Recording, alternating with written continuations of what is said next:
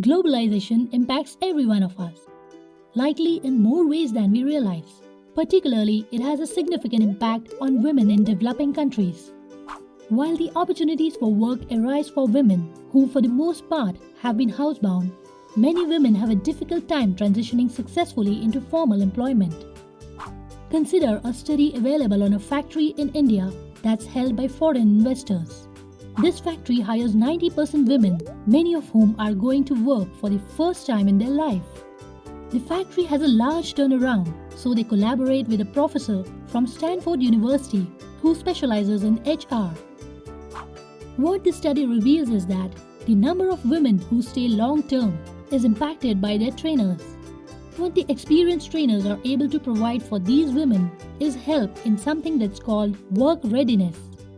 What this means is that these women may not be sure of how to present themselves at work, how to communicate with others. They may not know how to separate home from work. And finally, they often need to learn how to rely on themselves. These women have never been formally employed, have never seen factories like this one before, and all the machinery may seem intimidating, and the whole situation may be very stressful. They simply need tips on how to dress.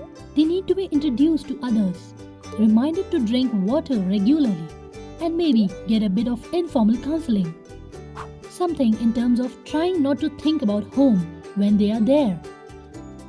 While these things are common in rural and disadvantaged areas of US as well, there is a big difference in how these trends are impacting people's lives.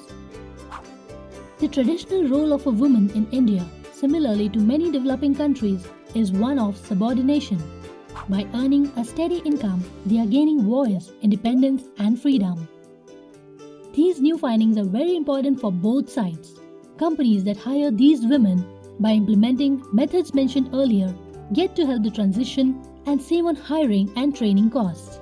Successful adaptation may be aided with this knowledge. It's a win-win situation.